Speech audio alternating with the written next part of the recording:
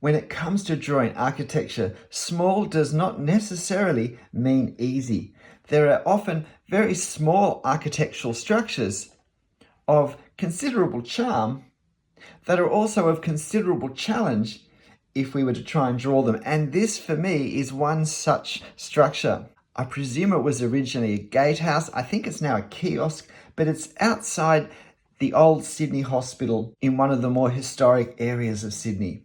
I think it's a beautiful little neoclassical structure. We have pediments, we have a dome, we have an arch, we have various corner posts, a gate post, and so forth. But we're also viewing this from a fairly extreme angle, at least for the side of the structure that's parallel to the street. And because it's a fairly strong angle, these perspective angles are quite steep.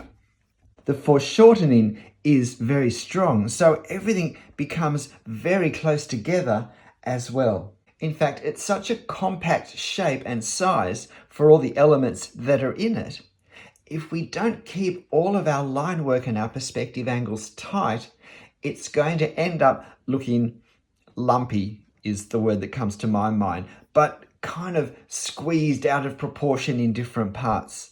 In some ways, a much larger, grander building, I think, certainly for me, would be easier to draw and to have look okay than this much smaller one. So we need to keep these angles really accurate. We need to keep our foreshortening very accurate so that these widths are in proportion to each other. Now, of course, it's always helpful with architecture to work out where eye level is. So this line is moving up slightly. This line is sloping up even more slightly. So the horizontal line is going to be about here. And knowing the building, knowing the street, knowing the size, that's about where my eyes were when I took this photo. Above this line, the angles increase, and below this line, the angles increase in the other direction. And I'm going to start with this gatepost structure because in my mind, that's the easiest structure to draw and get the proportions right. And then from this, I can move across and get this done. And then I think I'm going to move across and finish this part and do this as if you like a little separate structure, because then that gives me lots of alignment points for the rest of the structure. And I'm going to draw it with a 0.3 millimeter pen. And I'll be working hard to keep my angles correct, my foreshortening tight. Let's see how that goes. I've actually had this reference for over a year, but every time I've gone to draw it, I've felt unusually intimidated by it because it has struck me as having a lot of challenges with the perspective, that it is really a highly ornamented neoclassical building in a very small space, and that this, given particularly with the foreshortening along the front, would be very challenging. So it's not necessarily a straightforward thing for me to draw, but I thought it would make a good exercise in paying particular attention to our perspective, to keeping the angles tight. And what I want you to see and to notice in this is how much I measure these angles. Because the other problem is that the angles aren't unbroken lines, particularly these angles sloping down from the upper left to the lower right, is that they don't line up all the way along the structure. There are gaps where different parts come out slightly or different parts go in slightly, where parts end in a different spot to where they end above or below. There really is quite a lot of complexity in the simplicity. And sometimes that also makes mistakes even more obvious because there isn't a lot of fussy ornamentation in this building to take away our attention from angles that aren't quite right. So you see me doing lots of little tentative marks here, just trying to indicate where these perspective lines will go, particularly so that I can check them accurately. And then I need to work out exactly where the lines go now that I know what angle I need to draw them at. Now, when I draw these foreshortened sections, say I'm putting this window in, what I do is I look at the horizontal gap of, let's say, that darkest shadow, that black, long rectangular black strip. like a black ribbon. And then next to it, there's like a dark grey ribbon, which is the thick wall in shadow. And I just look at the width and I just put dots to mark that width. And that's how I then draw those vertical lines in. I look at the width and I eyeball the width. I don't use the angles. I find that if I use the perspective angles to kind of measure down a length, that using the diagonals invariably makes me overestimate the width of the buildings by actually just trying to focus on the width, even when there are no lines there, and then just put a dot. I think that's a far more accurate way of keeping the foreshortening tight, which, as I said in the introduction, I always thought was going to be a problem in this. Now, with these triangular pediments, it's another way in which we can use our pen as a measuring tool to measure the angle.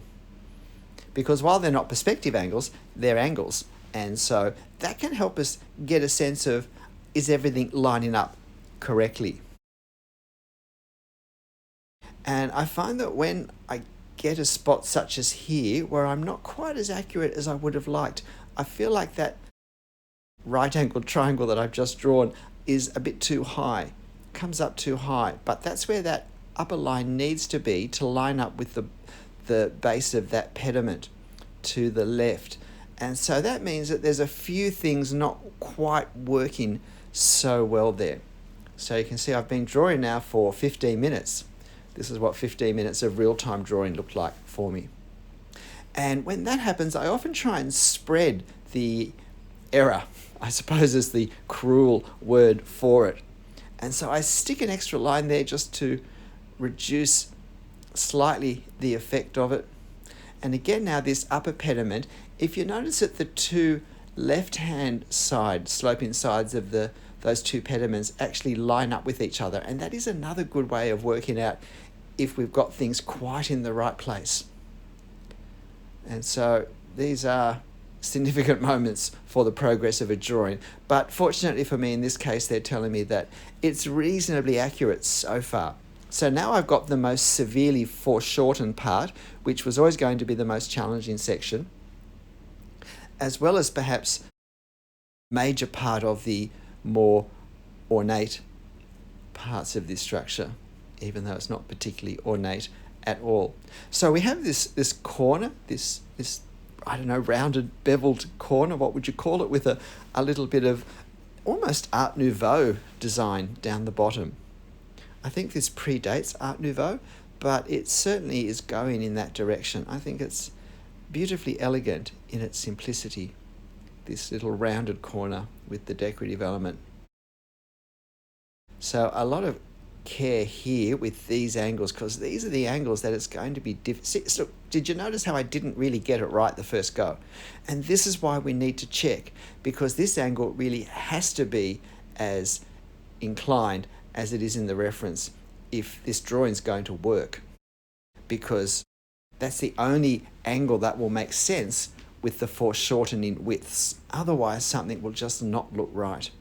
And this section is also a bit tricky down the bottom, where the front goes back in the center section. And so again, to line up everything at fairly steep angles, in and out, and not have too many lines that are in the wrong place, since I can't erase them. So I'm being a little bit tentative with this. Now again, though, I'm working out the horizontal widths of this arched window. And again, I'm looking at my reference and just eyeballing the width from side to side and just making a mark to indicate that, and then drawing the verticals there. And then I fit the other details around. I fit the arch above and the cornices and other such things. As I said, otherwise, if I start to look at the distance along the diagonals, the perspective diagonals, invariably I go too far. I overestimate. So I'm quite happy with that. I don't quite put that final line in the right place. I make it a bit thin there, and then I realize I'm going to have trouble fitting in. There's like a shield, a little decorative shield device on each side of the arch, and I realize I'm going to have trouble fitting that in on the right hand side. But fortunately, it's so severely foreshortened that I think I will get away with it. And now I've got the angle on this pediment. And this pediment does look a bit odd. At this angle, it's so foreshortened and angled that it almost looks like it's falling forwards. So I know if it looks like it's falling forwards, I've done well. So I'm 30 minutes in to my 45-minute drawing. So I'm 3/4 of the way through this drawing, but I'm still taking care to measure the angles as often as I can.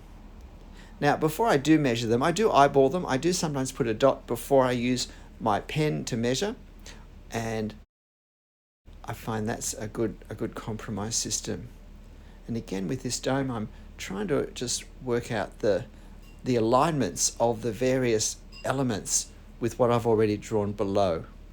You notice I'm drawing this dome in segments, in sections, not as a dome. I think my structure is accurate enough to allow that to happen. Sometimes we're better off just drawing a dome. But this dome is not actually a round dome anyway. It's more of a squared off effect. And so drawing a real dome wouldn't really have helped. And then I finally come into the last details. I've got this gate. Again, it's important to get the perspective angles correct. I also kind of mark off a bit where I want it to finish, because that's the case. Now I realize I need to get this hatching in. So again, note, I do my hatching in the direction, or one of the possible directions of the surface that the hatching is on. So I do a very strong vertical or horizontal hatching. If it's horizontal, it's following the perspective angles as I did on the underneath of that entablature. And then if I still want it to be darker, I'll do a very slightly diagonal line over the top. So now I'm just checking my alignments over here of these little, of the lower section of the wall where it comes out slightly. Trying to work out how much exactly of the detail I'll do. I think I want to keep, I really like this structure so much, I've decided to try and really keep it highlighted. I want a little bit of context, so I'm going to put that sign there, and I'm going to put some of the leaves at the top just to give a bit of interest and a sense of framing at the top. But I'm not going to do all the detail of the scene. I'm not going to do the hospital behind. And I'm not going to put, I've decided, any hatching for shade on the front of the building, because I really want the line work of the sort of more design visual appearance of it to stand out. So now we have just a hint of this enormous plane tree that is outside the hospital. It's actually, they're all up and down the street in this section, beautiful old trees. Notice with these leaves, they're smaller and they're lighter because they're further down the street.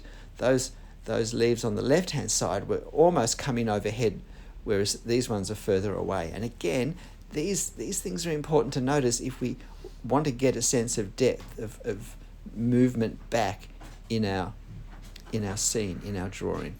So a little bit of hatching, some horizontal lines just to give certain contrast to the vertical hatching lines I've got nearby. And while I'm doing that, I'm just wondering exactly whether I'm going to do anything at all to the gate or just leave it really just barely suggested. But I think it's going to look a bit odd that way. So I decided to add a little bit of detail to the gate, particularly closer to the kiosk structure. So I position the vertical posts, just allowing for foreshortening as they got a bit closer to the kiosk. And this was always going to be a somewhat simplified version. I don't want this to become visually more prominent than the kiosk itself, than the architecture itself. So I want to capture the effect of it without having to be too precise or too detailed.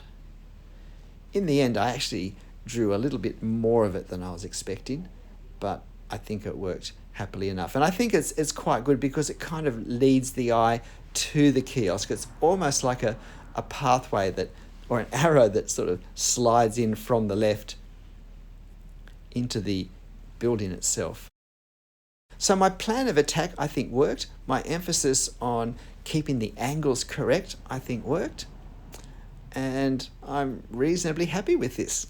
G'day, I'm Stephen Travis. Look, if you'd like to have a go drawing this, I've put the photo on my channel community page, so why not? It's not the easiest drawing, even though it looks relatively simple, but it's a great one to have a go, and it's a great one to really work hard at keeping our perspective angles accurate and also our foreshortening nice and tight. So why not give it a go and see where you're at with it?